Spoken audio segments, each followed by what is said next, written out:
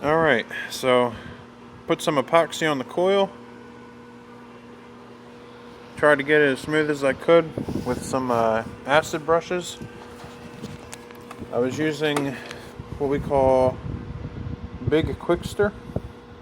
This stuff dries like really fast, so there's like very little work time. But anyway, just to give you an idea here.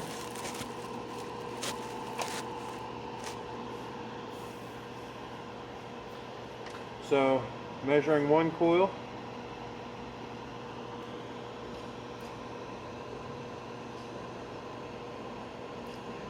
Dang it.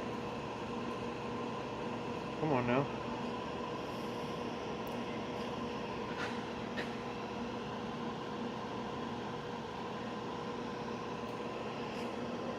So you can see, right there at 4.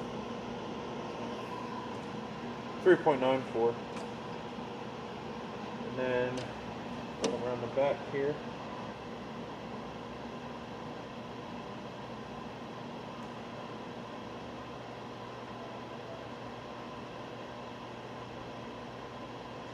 I'll take into consideration I am kind of moving a little bit, so, but I'm at 4 ohms.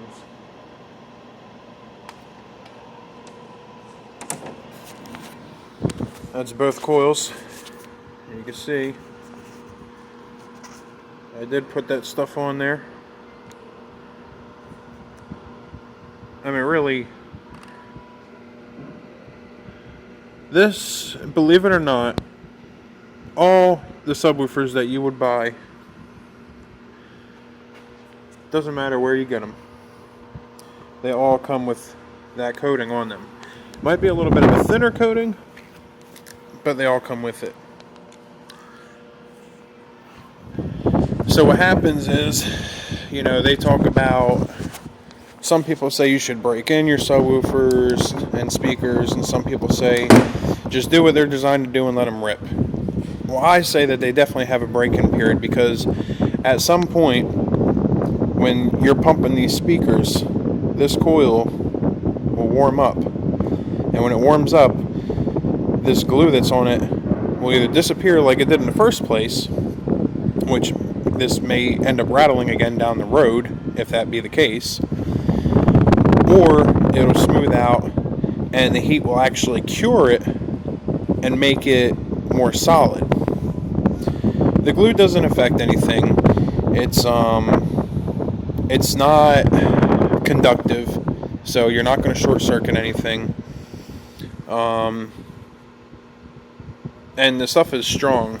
To give you an idea how strong it is, I actually used that same stuff to reattach the bottom of this plastic quarter panel on this truck. And if you don't believe me, I'll show you right underneath here where you can see where it dripped. Now, this is a little trick I picked up from one of our suppliers at a training seminar. Whenever you have some type of cracked plastic, whether it be a bumper or an applique of some sort, molding, stuff like that, you take a piece of sound deadening material. I mean, this also includes Dynamat and second skin and all that stuff, but I'm using just like the stuff you would use that's factory standard. You take some of that, put some glue on it, attach the piece, and reinforce it with the sound deadening with the glue. So you put the pieces together, and then once they dry, you take the sound deadening, put it from behind with glue, and the thing will never move. It just adds to the strength and structure of it. But that's what I used here on that truck and on this coil. So now that I got the coil epoxied, I'm gonna, clean this up shortly. Maybe not today, but soon. But I'll clean that up, get all this crap off, clean this around and everything up, and glue this thing back together. No, I'm not gonna spacer gap the coil because I made some markings where it used to sit before, and I'm going to put it right where it was, where it didn't rub or anything and went straight. I gotta be honest with you.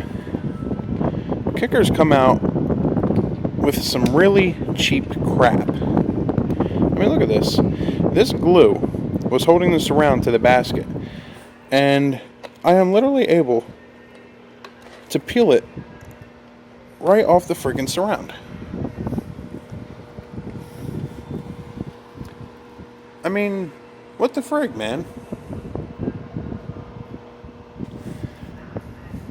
As the years go on, your quality gets worse. It should be getting better, but it keeps just getting worse. And that's probably because Kicker is now sold out to a Chinese corporation. They're not any longer owned by Stillwater Designs, which is unfortunate.